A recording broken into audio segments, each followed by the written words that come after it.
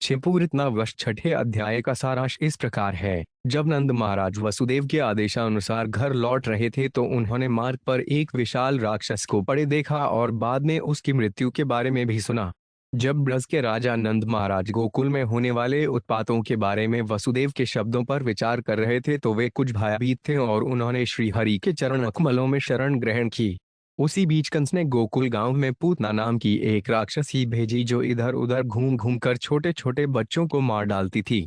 निसंदेह जहां कृष्ण भावनामृत नहीं है वहां ऐसी राक्षसिनियों का खतरा अतिरिक्त रहता है, किंतु जिस गोकुल में साक्षात भगवान हो वहां पूतना को अपनी ही मृत्यु के अतिरिक्त और क्या मिल सकता था।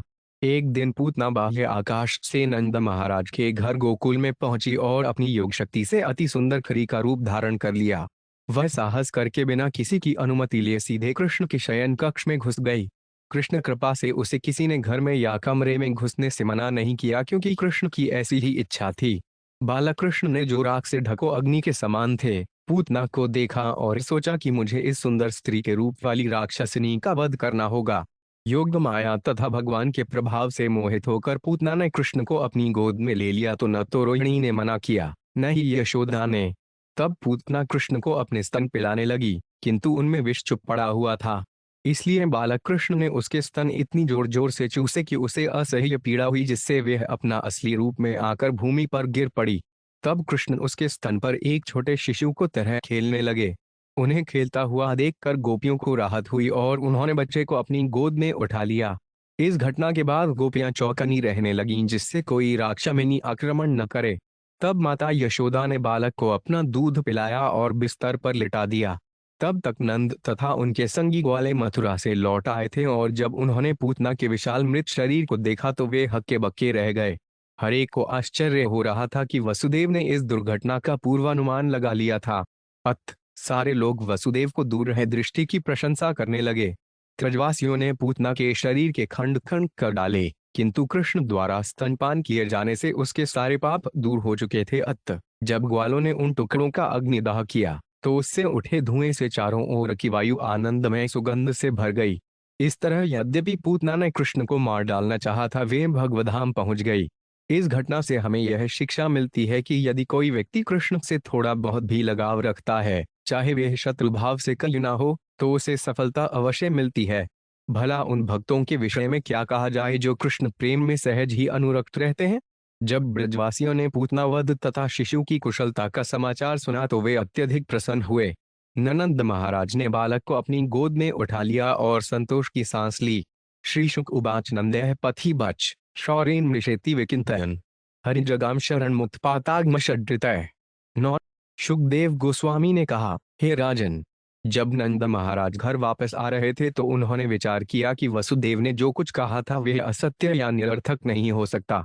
अवश्य ही गोकुल में उत्पातों के होने का कुछ खतरा रहा होगा। ज्यों ही नंद महाराज ने अपने सुंदर पुत्र कृष्ण के लिए खतरे के विषय में सोचा त्यों ही वे भयभीत हो उठे और उन्होंने परम नियंता के चरण कमल में शरण ली। तात्पर्य, जब कभी कोई संकट आ पड़ता है तो शुद्ध भक्त सदैव भगवान द्वारा दी जाने वाली संरक्षण तथा आश्रय के विषय में सोचता है। भय अब्द गीता में भी 9.33 इसी का उपदेश है। अनित्य सुखलोकामिम प्राप्त भजस्व मायो। इस जगत में पद पद पर संकट विपदा है, पद पद अतिरिका आ तयद विपदाम। अतएव भक्त के लिए पद पद पर भगवान को शरण में जाने के अतिरिक्त कोई अन्य उपाय नहीं रहता। कंसेन प्रहिता घोरा पूतना बाल घातनी शिशुष्वचार निष्णंति पुरग्राम त्रजादेशु। 2 जब नंद महाराज गोकुल लौट रहे थे तो वहीं विकराल पूतना, जिसे कंस ने बच्चों को मारने के लिए पहले से नियुक्त कर रखा था, नगरों तथा गांवों में घूम घूम कर अपना नृशंसकृत्य कर रही थी। न यत्र श्रवणादि निरक्षो ग्लानि स्वकर्मसु कुर्वन्ति सात्वता भर्तुर्यातुधान्यश्व तत्र हि।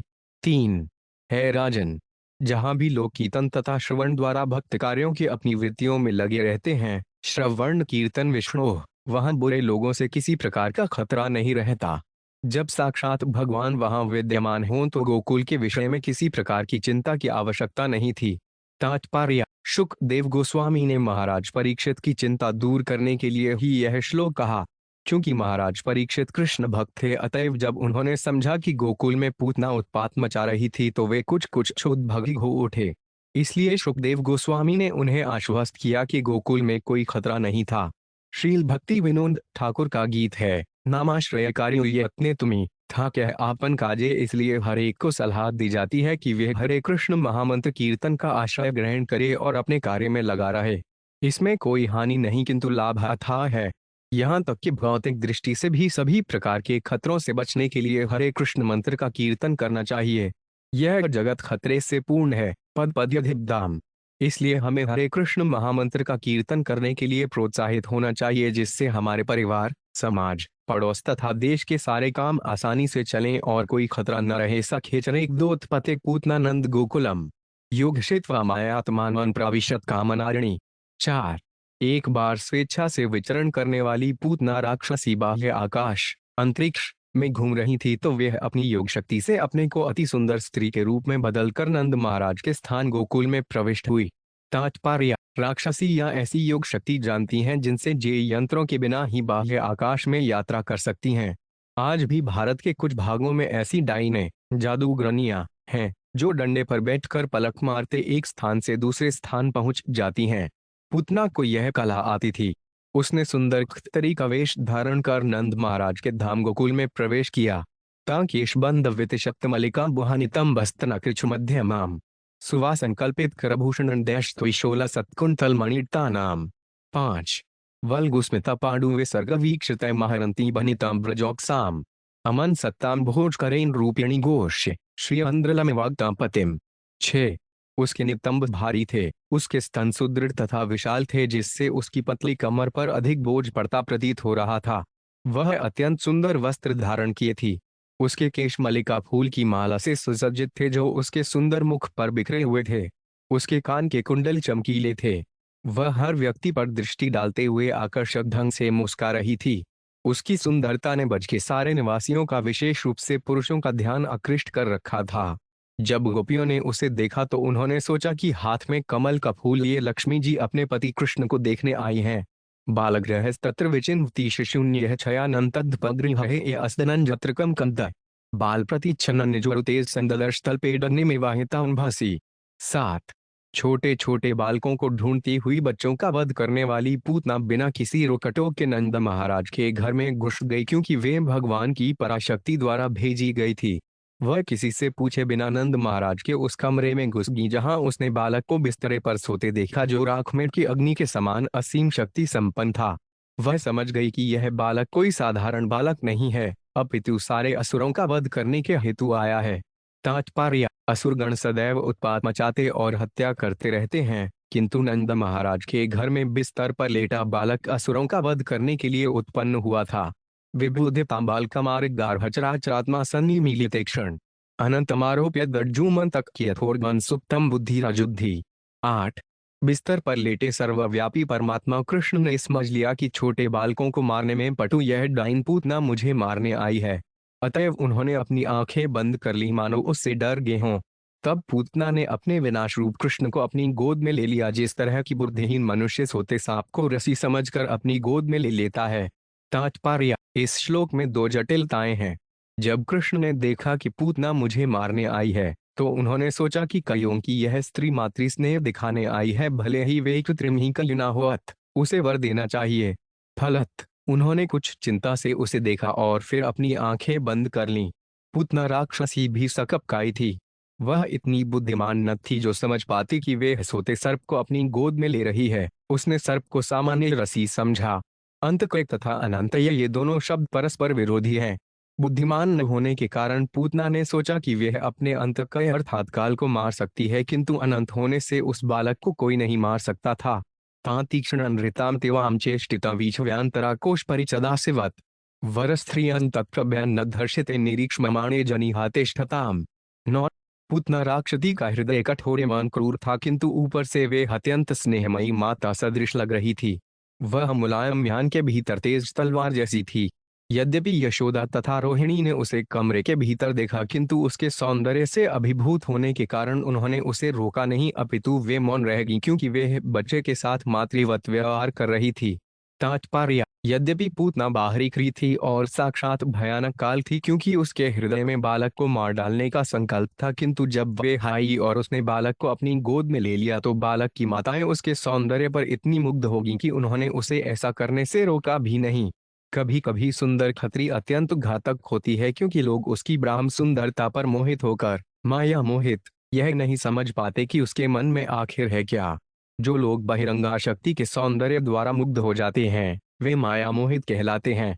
मोहित न भी जानाति मामे भी पर सव्यय में भगवद गीता 7.13 नते के दुस्वार्थी विषय ये बहुस्थमानिन श्रीमद भागवत 7.5.31। यहाँ पर रोहिणी तथा यशोदा दोनों माताएं बाह्य शक्ति से मुग्ध अर्थात माया मोहित न थीं, अपितु भगवान की लीला के विकास हेतु योग माया द्वारा वे मुग्ध कर दी गईं। योग माया का कार्य ही है ऐसा माया मोह। तस्मिन् स्तन्दुर्जरवीरमुल्बणङ्गोराडमादाय शिशोर्ददावध गाढ़ंकराभ्यां भगवान प्रपीड्य तत् दैशप्राणय समरोषस्मन्वितोऽपि बत। 10। उसी जगह भयानक तथा खूंखार राक्षसी ने कृष्ण को अपनी गोद में ले लिया और उनके मुंह में अपना स्तन दे दिया। उसके स्तन के चूंचुक में घातक एवं तुरंत प्रभाव दिखाने वाला विष चुप पड़ा हुआ था, किंतु भगवान कृष्ण उस पर अत्यंत क्रुद्ध हुए और उसके स्तन को पकड़कर अपने हाथों से कड़ाई से निचोड़ा और विष तथा उसके प्राण दोनों चूस डाले। तात्पर्य: भगवान कृष्ण पूतना पर अपने लिए क्रुद्ध नहीं थे, प्रत्युत इसलिए कि उस राक्षसी ने ब्रजभूमि के अनेक नन्हे बालकों को मार डाला था। इसलिए उन्होंने निश्चय किया कि उसके प्राण लेकर उसे दंड दिया जाए। सामुजन मुझालमिति प्रभाषणी निष्पीड्यमानाखिल जीव मर्मणि विवृत्य नेत्रे चरणोढुजौमुहुः प्रस्विन गात्राक्षिक्तिरुरोध। 11। प्रत्येक मर्म स्थल में असह्य दबाव से पूतना चिल्ला उठी, मुझे छोड़ दो, मुझे छोड़ दो, अब मेरा स्तनपान मत करो। पसीने से तर फटी हुई आंखें तथा हाथ और पैर पटकती हुई वह बार बार जोर जोर से चिल्लाने लगी। तात्पर्य: कृष्ण ने इस राक्षसी को बुरी तरह दंड दिया। वह हाथ पैर इधर उधर पटकने लगी और अपने दुष्कर्मों का दंड देने के लिए कृष्ण भी उसे लतियाने लगे। तस्या स्वनेनातिग्भिरसाद्रिमहि दौज्चचाल सग्रहा रसादिशश्च प्रतिनिधिरे जना पेतु क्षितो वज्ञनिपात षड्भूया। 12। पूतना की गहन तथा जोरदार चीत्कार से पर्वतों समेत पृथ्वी तथा ग्रहों समेत आकाश डगमगाने लगा। नीचे के लोग तथा सारी दिशाएं थरथरा उठीं और लोग इस आशंका से गिर पड़े कि उन पर बिजली गिर रही हो। तात्पर्य: श्रील विश्वनाथ चक्रवर्ती की टिप्पणी है कि इस श्लोक में रसा शब्द पृथ्वी के नीचे के लोकों का रसातल, अतल, वितल, सुतल तथा तलातल का द्योतक है। ईशाचरित्व्यदितस्तनव्यसूर्व्यादाय के शाश्वर नौढुजावशी प्रसार्य गोष्ठे निजरूप मां स्थिता बज्रणात् चुत्रैवाप्यनप। 13। इस तरह कृष्ण द्वारा स्तन पर दबाव डालने से अत्यंत व्यथित पूतना ने अपने प्राण त्याग दिए। हे राजा परीक्षित, वे अपना मुंह फैलाएं तथा अपने हाथ पांव पसारे और बाल फैलाए अपने मूल राक्षसी रूप में गोचर में गिर पड़ी, मानो इंद्र के वज्र से आहत वृत्रासुर गिरा हो। तात्पर्य: पूतना दुर्दांत राक्षसी थी जिसे योग शक्ति द्वारा अपने मूल रूप को छिपाने की कला ज्ञात थी, किंतु जब वह मर गई तो उसकी योग शक्ति उसे छिपा न पाई, जिससे वह अपने मूल रूप में प्रकट हो गई। अतमानो 5 पितः देह स्मृगव्युत्यंतरद्रुमान चूर्णयामास राजेंद्र महोदासी तदद्भुतम। 14। है राजा परीक्षित, जब पूतना का विशाल शरीर भूमि पर गिरा तो उससे 12 मील के दायरे के सारे वृक्ष चूर चूर हो गए। अपने विशाल शरीर में प्रकट होने से वे सचमुच असामान्य थी। तात्पर्य: कृष्ण द्वारा स्तनपान किए जाने से जो पीड़ा हुई उससे मरते समय पूतना ने न केवल मकान छोड़ दिया अपितु उसने वह गांव भी छोड़ दिया और उसका विशाल शरीर चरागाह में गिर पड़ा। ईशा मात्रोग्रदनष्टास्थम गिरिकंदरनासिकम गंडशैलस्तनरोदर प्रकीर्णमूर्धजम। 15। अंधकरूप गभीराक्षम पुलिनारो भीषणम बद्ध सेतु भुजोर्वृति शूयतो यहदोदरम। 16। संतत्रसु समतद्वीक्ष गोपा गोप्य कलेवरम पूर्वटुटनीह स्वनित भिनहृत कर्णमस्तका। 17। राक्षसी के मुंह में दांत हल्के फाल कुशी जैसे थे, उसके नथुने पर्वत गुफाओं की तरह गहरे थे और उसके स्तन पर्वत से गिरे हुए बड़े बड़े शिलाखंडों के समान थे। उसके बिखरे बाल ताम्र रंग के थे। उसकी आंखों के गड़े गहरे अंधे भूषद कुओं जैसे थे। उसकी भयानक जानदेह नदी के किनारों जैसी थीं। उसके बाजू टांगें तथा पांव बड़े बड़े पुलों की तरह थीं तथा उसका पेट सूखी झील की तरह लग रहा था। राक्षसी की चीख से ग्वालों तथा उनकी पत्नियों के हृदय, कान तथा सिर पहले ही दहल चुके थे और जब उन्होंने उसके अद्भुत शरीर को देखा तो वे और भी ज्यादा सहम गए। बालंचर तस्या उर्सि क्रीडंतम कुतुभ्यम गोप्यस्तूर्ण समभेत्य जगृहुर्जात संभ्रमा। 98। बालक कृष्ण भी निडर होकर पूतना की छाती के ऊपरी भाग पर खेल रहा था और जब गोपियों ने बालक के अद्भुत कार्यकलाप को देखा तो उन्होंने अत्यंत हर्षित होकर आगे बढ़ते हुए उसे उठा लिया। तात्पर्य: ये हैं पूर्ण पुरुषोत्तम भगवान कृष्ण। यद्यपि योग शक्ति से पूतना अपने शरीर को घटा बढ़ा सकती थी और उसी के अनुसार शक्ति प्राप्त करती थी, किंतु भगवान चाहे जिस भी रूप में क्यों ना हो समान रूप से शक्तिशाली रहते हैं। कृष्ण असली भगवान हैं, क्योंकि चाहे वे बालक हों या युवक, वे रहते हैं वही पुरुष। उन्हें ध्यान या किसी अन्य बाह्य प्रयास से शक्तिशाली बनने की आवश्यकता नहीं होती, इसलिए जब विकट शक्तिशालिनी पूतना ने अपना शरीर बढ़ाया तो कृष्ण जैसे ही नन्हे बालक बने रहे और निडर होकर उसकी छाती के ऊपरी भाग पर खेलते रहे। बर्डेश्चर्यपूर्ण भगवान चाहे जिस रूप में हो अपनी समस्त शक्तियों से सदैव पूर्ण रहते हैं। उनकी शक्तियां सदैव पूर्ण रहती हैं। परास्य शक्ति विविधेव श्रूयते, वे किसी भी परिस्थिति में अपनी सारी शक्तियों का प्रदर्शन कर सकते हैं। यशोदारोहिणी भ्याता संबालस्य सवतः रक्षा विदृधिरे सम्य गोपच्छ भ्रमणादि भी। 19। तत्पश्चात माता यशोदा तथा रोहिणी ने अन्य प्रौढ़ गोपियों समेत बालक श्री कृष्ण की पूर्ण संरक्षण देने के लिए चचर डुलाया। तात्पर्य: जब कृष्ण इतने बड़े खतरे से बच गए तो माता यशोदा तथा रोहिणी को मुख्य रूप से चिंता हो गई। अन्य वृद्धा गोपियों ने भी, जो उन्हीं की तरह व्याकुल थीं, माता यशोदा तथा रोहिणी का अनुकरण किया। यहाँ हम पाते हैं कि घरेलू कार्यों में स्त्रियां बालक की रक्षा गाय की सहायता से ही करती थीं। वे जानती थीं कि बच्चे को सभी प्रकार के खतरों से बचाने के लिए किस प्रकार चवर डुलाई जाती है। गोरक्षा से अनेक सुविधाएं प्राप्त होती हैं, किंतु लोग इन बातों को भूल चुके हैं। इसीलिए कृष्ण भगवद गीता में गायों की सुरक्षा पर बल देते हैं। कृषियों रक्ष वाणिज्य वैश्य कर्म स्वथावजय। आज भी वृंदावन के आसपास के गांवों के निवासी गाय की रक्षा करके सुखपूर्वक जीवन बिताते हैं। वे गोबर को अच्छे से संभाल कर रखते हैं और सुखाकर ईंधन की तरह उसका प्रयोग करते हैं। उनके पास पर्याप्त अन्न भंडार रहता है और गायों की रक्षा करने से उनके पास पर्याप्त दूध तथा दूध से बनने वाले पदार्थ होते हैं, जिनसे सारी आर्थिक समस्याएं हल हो जाती हैं। मात्र गोरक्षा से ग्रामीण लोग बड़ी शांति से रहते हैं। यहाँ तक कि गोमूत्र तथा गोबर के औषधीय उपयोग भी हैं। गोमूत्रेण स्नापित्वा पुनर्गोर्जसार्भकम रक्षा चकोष्ण शक्रता दुवाद शाड्रेशु नाम भी। 20। बालक को गोमूत्र से अच्छी तरह नहलाया गया और फिर गोधूली से उसको लेप किया गया। फिर उनके शरीर में 12 अंगों पर तिलक लगाने की भांति माथे से शुरू करके गोबर से भगवान के विभिन्न नाम अंकित किए गए। इस तरह बालक को सुरक्षा प्रदान की गई। गोप्य संस्पृष्ट लीला अजभेश कार्यो पृथक बालस्य बीजयास्म कुर्वत। 21। गोपियों ने सर्वप्रथम अपने दाहिने हाथ से जल का एक घूंट पीकर आचमन किया। उन्होंने अपने शरीरों तथा हाथों को न्यास मंत्र से शुद्ध बनाया और तब उन्होंने बालक के शरीर को भी उसी मंत्र से परिशुद्ध किया। तात्पर्य: न्यास मंत्र में दाहिने हाथ में जल लेकर उसे पीकर आचमन किया जाता है। शरीर को शुद्ध करने के लिए भिन्न भिन्न विष्णु मंत्र हैं। गोपियां तथा वास्तव में सारे गृहस्थ वैदिक मंत्रों का उच्चारण करके शुद्ध बनने की विधि जानते थे। इस विधि से गोपियों ने सर्वप्रथम स्वयं को शुद्ध बनाया और फिर बालक कृष्ण को अंगनन यास तथा करन्यास की विधि में थोड़ा जल पीकर मंत्र पढ़ा जाता है। मंत्र के पूर्व 37 नम उच्चारण किया जाता है। 56 नर्मोठजस्तवाड्री अव्यातु में मनोमणिमांस्तव जानुनी अव्याव। भारतीय संस्कृति खो देने से भारतीय गृहस्थी यह भूल चुके हैं कि किस तरह अंगन्यास किया जाता है। वे एकमात्र इंद्रिय तृप्ति में लगे रहते हैं। उन्हें मानव सभ्यता का किसी तरह का उन्नत ज्ञान नहीं है। अव्यात जो 5 झट्रिल मणिमांस्तव जानवधोरु यज्ञोडच्युत कटितर जठर हयास्य हतकेश वस्त्वदूर ईशीनस्तु कंठन विष्णुर्भुज मुखमुरुक्रमीश्वर काम। 22। अकर्यग्रतः सहक दोहरिरस्तु पश्चात्वत्पार्श्वयोर्धनुर्सी मधुहाजनस्व कुणेषु षड्भु उठगाय उपर्युपिदरस्तार्ष्य क्षितहलधर पुरुष समन्तार्तेज। शुकदेव गोस्वामी ने महाराज परीक्षित को बतलाया कि गोपियों ने कृष्ण की रक्षा उपयुक्त विधि के अनुसार निम्नलिखित मंत्र द्वारा की। अज तुम्हारी पांवों की, मणिमान तुम्हारे घुटनों की, यज्ञ तुम्हारी जांघों की, अच्युत तुम्हारी कमर के ऊपरी भाग की तथा हयग्रीव तुम्हारे उदर की रक्षा करें।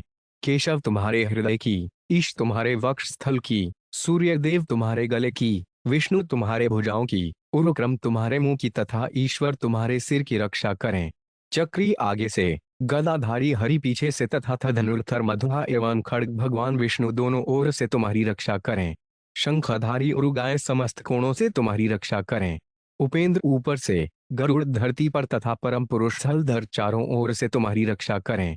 तात्पर्य, खेतीरों के घरों में भी जो सभ्यता की आधुनिक विधियों में बड़े चढ़े नहीं थे, स्त्रियां गोबर तथा गोमूत्र के द्वारा मंत्र पढ़कर बच्चों की रक्षा करना जानती थी। बड़े से बड़े खतरों से महती सुरक्षा प्रदान करने की यह एक सरल तथा व्यावहारिक विधि थी। इसे कैसे करना है लोगों को जानना चाहिए, क्योंकि यह वैदिक सभ्यता का अंग है। इंद्रियाणि हर्षिकेश प्राणनारायणो पांचवतु श्वेतद्वीपतिश्रुता मनो योगेश्वरोडवतु। 24। ऋषिकेश तुम्हारी इंद्रियों की तथा नारायण तुम्हारे प्राणवायु की रक्षा करें। श्वेतद्वीप के स्वामी तुम्हारे चित्त की तथा योगेश्वर तुम्हारे मन की रक्षा करें। पुष्णिगर्भस्तु ते बुद्धिमत्तमान भगवान पर क्रीडंतां पातु गोविंद शयानन पातु माधव। 25। ब्रजंतम व्याध वैकुंठ आसीन त्वं भय पति भुजानम यजनभुक पातु सर्वग्रह भयद्भूर। 26। भगवान प्रश्निगर्भ तुम्हारी बुद्धि की तथा पूर्ण पुरुषोत्तम भगवान तुम्हारे आत्माओं की रक्षा करें। तुम्हारे खेलते समय गोविंद तथा तुम्हारे सोते समय माधव तुम्हारी रक्षा करें। भगवान वैकुंठ तुम्हारे चलते समय तथा लक्ष्मीपति नारायण तुम्हारे बैठते समय तुम्हारी रक्षा करें। इसी तरह भगवान यज्ञभुक जिनसे सारे दुष्ट ग्रह भयभीत रहते हैं, तुम्हारे भोग के समय सदैव तुम्हारी रक्षा करें। डाकिनियो यातुदान्यश कुष्मांडा ये डर्भकग्रहा भूत प्रेत पिशाचाश्न यक्ष रक्षोइव्री नायिका। 27। कोट्रा रेवती ज्येष्ठा पूता मातृका दय उन्मादा ये हापस मारा देह प्राणेन्द्रिय है। 28। स्वर्णेष्ठा महोत्पाता वुधा बालग्रहाशनीय सर्वे नशंतु ते विष्णोर नाम ग्रहण भीरव। 29। डाकिनी यातुधानी तथा कुष्मांड नामक दुष्ट दाइने बच्चों की सबसे बड़ी शत्रु हैं तथा भूत प्रेत पिशाच यक्ष राक्षस तथा विनायक जैसे दुष्टात्माओं के साथ कोटरा रेवती ज्येष्ठा पूतना तथा मातृका जैसी डाइने भी सदैव शरीर प्राण तथा इंद्रियों को कष्ट पहुंचाने के लिए तैयार रहती हैं, जिससे स्मृति की हानि उन्माद तथा बुरे स्वप्न उत्पन्न होते हैं। वे दुष्ट अनुभवी वधों की तरह बच्चों के लिए विशेष रूप से भारी उत्पात खड़ा करते हैं, किंतु भगवान विष्णु के नामोच्चार से ही उन्हें नष्ट किया जा सकता है, क्योंकि जब भगवान विष्णु का नाम प्रतिध्वनित होता है तो वे सब डर जाते हैं और दूर भाग जाते हैं। तात्पर्य, ब्रह्म संहिता 5.33 में कहा गया है, अद्वैव मच्युत्मनादिमनंतरूपयाद्वन पुराण पुरुष नवंबर यवंच वेदेशु दुर्लभम दुर्लभ मात्यभक्तम गोविंदमादि पुरुषवंतमहं भजामि। मैं उन भगवान गोविंद की पूजा करता हूँ जो आदि पुरुष हैं, अद्वैत हैं, अच्युत हैं और अनादि हैं। यद्यपि वे अनंत रूपों में विस्तार करते हैं, फिर भी वे भौतिक हैं और सबसे वृद्ध पुरुष होकर भी वे सदैव युवक लगते हैं। ऐसे नित्य आनंदमय तथा सर्व रूपों वाले भगवान को वेदों के पुस्तकीय ज्ञान से नहीं जाना जा सकता, अपितु वे स्वतः शुद्ध नये भक्तों के समक्ष प्रकट होते हैं। हम शरीर को तिलक से सजाते समय विष्णु के 12 नामों का उच्चारण करके शरीर को सुरक्षा प्रदान करते हैं। यद्यपि गोविंद या भगवान विष्णु एक हैं, किंतु उनके विभिन्न नाम तथा रूप हैं जिनसे वे भिन्न भिन्न कार्य करते हैं। किंतु यदि किसी को एक साथ सारे नाम स्मरण नहीं रहते तो वह एकमात्र भगवान विष्णु नामोच्चारण और भगवान विष्णु का सदैव चिंतन कर सकता है। विष्णुराराधनं परम पूजा का यही सर्वोच्च रूप है। यदि कोई निरंतर विष्णु का स्मरण करे तो भले ही उसे दुष्ट आत्माएं सताती हों, किंतु उसकी रक्षा निसंदेह हो सकती है। आयुर्वेद शास्त्र की संस्तुति है, औषधि चिंतयेत विष्णुम, यहाँ तक कि दवा खाते समय भी विष्णु का स्मरण करे, क्योंकि दवा ही सब कुछ नहीं, भगवान विष्णु असली रक्षक हैं। यह भौतिक जगत विपदाओं से भरा हुआ है, पद पद यद विपदाम। अत मनुष्य को वैष्णव बनकर निरंतर विष्णु का चिंतन करना चाहिए। हरे कृष्ण महामंत्र का कीर्तन करने से यह अधिक सुगम हो जाता है। इसीलिए श्री चैतन्य महाप्रभु ने संस्तुति की है, कीर्तनीयसदा हरिपनन विजयते श्री कृष्ण सटतनम तथा कीर्तनादेव कृष्ण से मुक्त संग पर ब्रजेत।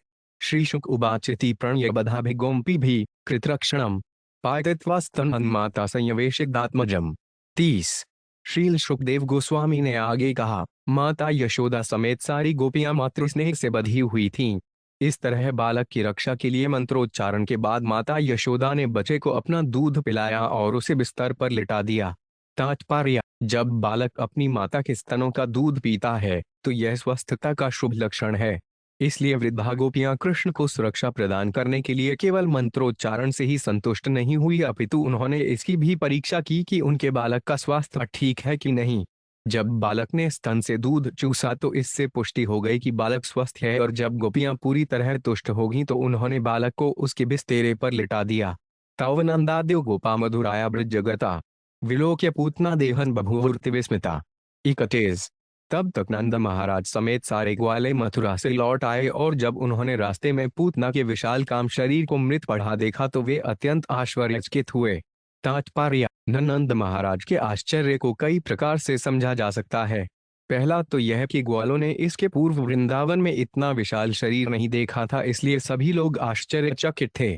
फिर वे विचार करने लगे कि आखिर इतना विशाल शरीर आया कहाँ से?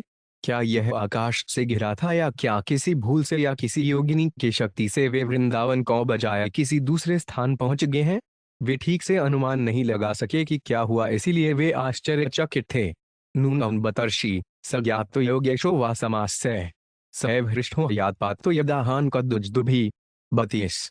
नंद महाराज तथा अन्य ग्वाले चिल्ला पड़े, हम मित्रों, जान लो कि आन कद्दुंदुभि अर्थात वसुदेव बहुत बड़ा संत या योगेश्वर बन चुका है।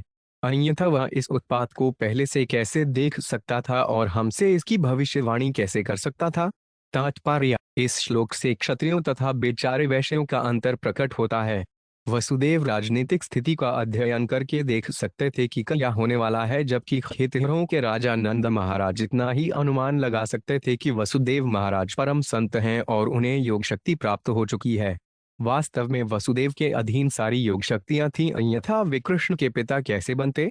किंतु वास्तविकता तो यह थी कि कंस की राजनैतिक हलचलों का अध्ययन करके ही उन्होंने उत्पातों को पहले ही देख लिया था और नंद महाराज को सतर्कता बरतने के लिए सावधान किया था। नंद महाराज इस घटना की भविष्यवाणी को वसुदेव की आश्चर्यजनक योग शक्ति से संभव मान रहे थे। हठ योग के अभ्यास द्वारा प्राप्त योग शक्ति से मनुष्य भविष्य को जान सकता है। कलेवरन पर शुभि छत्तत्वा तत्ते ब्रजौकस दूरे क्षिप्वा व्यवशोयदयन काष्ठवेष्टितम। 33। ब्रजवासियों ने पूतना के शरीर को फरसों से खंड खंड कर डाला, फिर उन खंडों को दूर फेंक दिया और उन्हें लकड़ी से ढककर भस्मीभूत कर डाला। तात्पर्य: यह एक प्रथा है कि सांप को मारने के बाद उसके शरीर को खंड खंड कर दिया जाता है कि कहीं हवा के संसर्ग से वह पुनः जीवित ना हो उठे। सांप को मार देना ही काफी नहीं है, मारने के बाद इसे खंड खंड करके जला देना चाहिए, इससे खतरा जाता रहेगा। पूतना एक विशाल सर्प की तरह थी, इसलिए ग्वालों ने इन्हीं सावधानियों को ध्यान में रखकर उसके शरीर को जलाकर क्षार कर डाला। दममानस्य देहस्य धूमश्च गुरु सौरभ्य उत्थित कृष्ण निर्भुक्तस्पद्माहत पापमन। 34।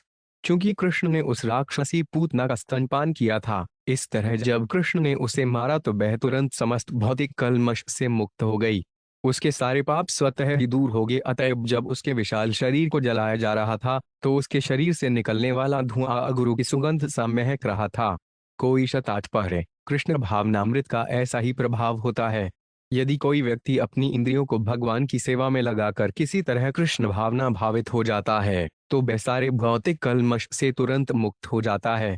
था कृष्ण प्रिय श्रवण कीर्तन भागवत 1 फरवरी 17। कृष्ण की लीलाओं को सुनना शुद्ध जीवन की शुरुआत है।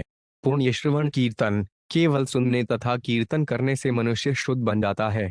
अत भक्ति करते समय अरवण कीर्तन अत्यंत महत्वपूर्ण है।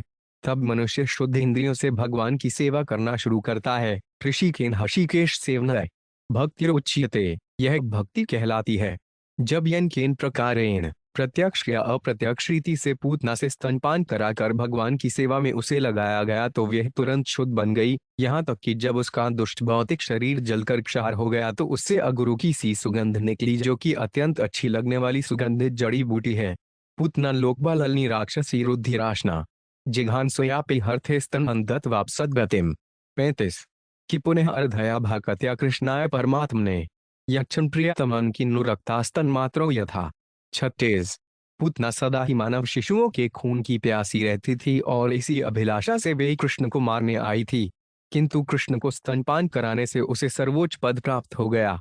तो भला उनके विषय में क्या कहा जाए, जिनमें माताओं के रूप में कृष्ण के लिए सहज भक्ति तथा स्नेह था और जिन्होंने अपना स्तनपान कराया या कोई अत्यंत प्रिय वस्तु भेंट की थी, जैसा कि माताएं करती रहती हैं। तात्पर्य: पूतना को कृष्ण से कोई स्नेह न था, प्रत्युत वजह उनसे ईर्ष्या करती थी और उन्हें मार डालना चाहती थी। फिर भी जाने अनजाने उसने उन्हें स्तनपान कराकर परमति प्राप्त की।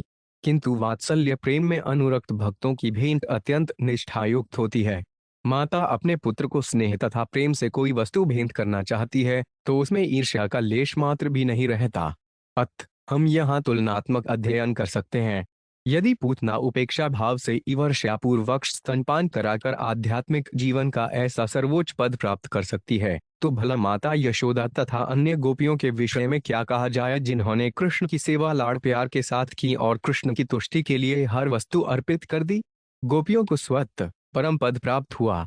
इसीलिए श्री चैतन्य महाप्रभु ने वात्सल्य प्रेम या माधुर्य प्रेम में गोपियों के स्नेह को ही जीवन की सर्वोच्च सिद्धि बतलाया। रम्या का चिदुपासना ब्रजक धुवर्गीण या कल्पिता परदध्या भक्त दिस्थाभ्या वंद्याभ्या लोकवंदित अणु यस्या समाक्रम ये भगवान पे तत्स्तनम 37 या तुधान्यपि सा स्वर्ग गवाप जनीतिम कृष्ण भुक्तस्तन क्षीरा किमुगा वोड मातर 38 भगवान कृष्ण शुद्ध भक्तों के हृदय में सदैव स्थित रहते हैं और ब्रह्मा जी तथा भगवान शिव जी जैसे पूज्य पुरुषों द्वारा सदैव वंदनीय हैं।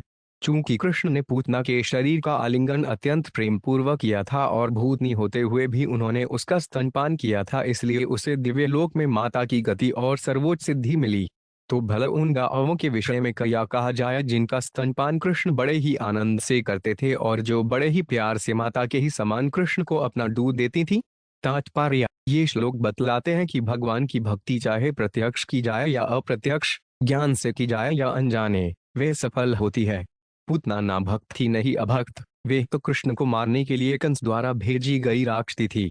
फिर भी पहले उसने अत्यंत सुंदर खरी का वेश धारण किया और कृष्ण के पास उसी तरह पहुंची जैसे स्नेहमयी माता जाती है, जिससे माता यशोदा और रोहिणी ने उसकी निष्कपटता पर संदेह नहीं किया। भगवान ने इन सब बातों को ध्यान में रखा, अत उसे माता यशोदा जैसा ही पद प्राप्त हुआ, जैसा कि श्रील विश्वात चक्रवर्ती ठाकुर ने बतलाया है। ऐसी स्थिति में कोई व्यक्ति अनेक भूमिकाएं निभा सकता है। पूतना को तुरंत बैकुंठ लोक भेज दिया गया, जिसे कभी कभी स्वर्ग भी कह दिया जाता है। इस श्लोक में वर्णित स्वर्ग कोई भौतिक लोक नहीं अपितु दिव्य लोक है। बैकुंठ लोक में पूतना को थाय का पद प्राप्त हुआ, धत्युचिताम, जैसा कि उद्धव ने बतलाया है। गोलोक वृंदावन में माता यशोदा की सहायता करने के लिए उसे धायक तथा दासी का पद दिया गया। पयांसियाश्राम पिबत पुत्र स्नेहस्नुताण्यलमु, भगवान देव की पुत्र केवल यादखिल प्रद 39 तासाम्बिरता कृष्णे कुर्वतीन आसुतेक्षणम न पुनः कल्पतिरजन संसारो ज्ञान संभव 40 भगवान कृष्ण अनेक वरों के प्रदाता हैं, जिनमें कैवल्य अर्थात ब्रह्म तेज में तादात्म्य भी सम्मिलित है। उन भगवान के लिए गोपियों ने सदैव मातु प्रेम का अनुभव किया और कृष्ण ने पूर्ण संतोष के साथ उनका स्तनपान किया। अतएव हम अपने माता पुत्र के संबंध के कारण विविध पारिवारिक कार्यों में संलग्न रहने पर भी किसी को यह नहीं सोचना चाहिए कि अपना शरीर त्यागने पर वे इस भौतिक जगत में लौट आएं। तात्पर्य यहाँ कृष्ण भावनामृत के लाभ का वर्णन हुआ है। कृष्ण भावनामृत क्रमश दिव्य स्तर पर विकसित होता है। मनुष्य परम पुरुष, परम स्वामी, परम मित्र, परम पुत्र या परम युगल प्रेमी के रूप में कृष्ण का चिंतन कर सकता है। यदि कृष्ण से किसी का इनमें से किसी रूप में दिव्य संबंध होता है तो समझिए कि उसके भौतिक जीवन का अंत हो गया है। जैसा कि भगवद गीता 4.9 में पुष्टि हुई है, त्यक्त्वा देह पुनर्जन्य नौतिमामिति, ऐसे भक्तों के लिए भगवधाम वापस जाना सुनिश्चित है। न पुनः कल्पते राजन संसारो ज्ञान संभव है। यह श्लोक इस बात की भी पुष्टि होती है कि जो भक्त कृष्ण से किसी विशेष संबंध में बंधकर निरंतर ध्यान करते हैं, वे इस जगत में फिर नहीं लौटते।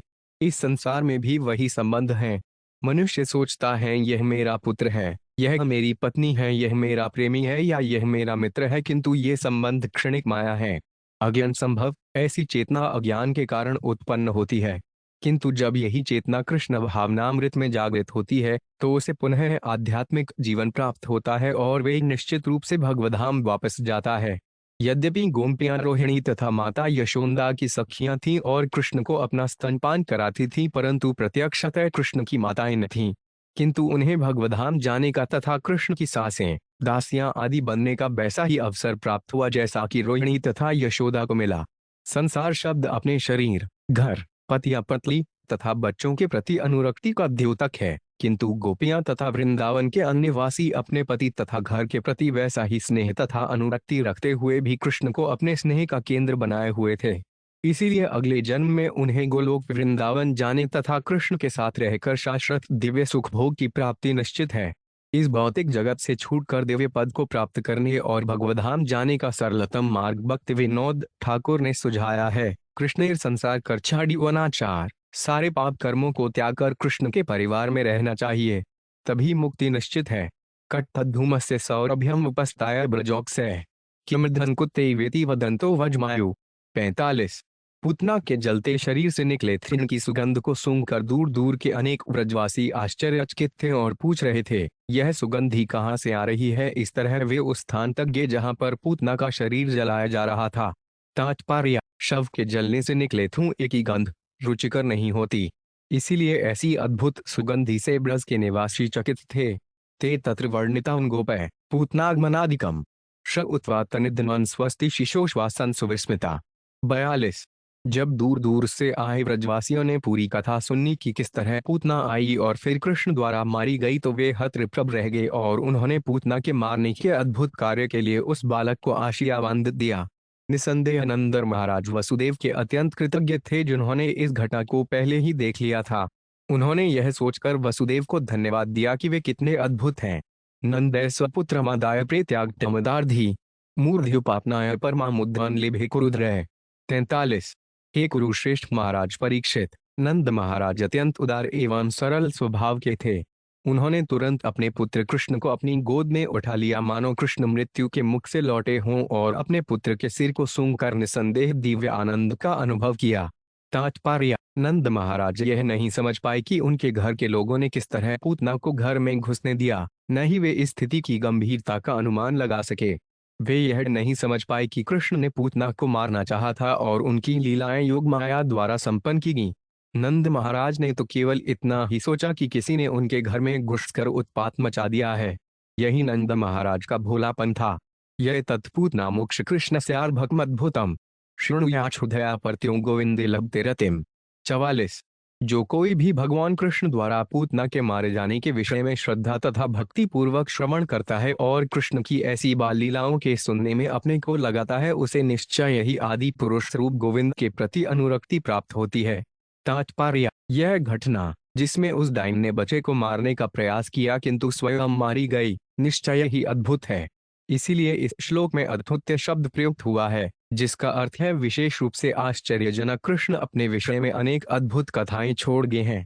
कृष्ण नामक ग्रंथ में इन कथाओं को पढ़ने मात्र से मनुष्य को इस भौतिक जगत से मुक्ति प्राप्त हो जाती है और वे आदि पुरुष गोविंद के प्रति क्रमश अनुरक्ति तथा भक्ति उत्पन्न कर लेता है।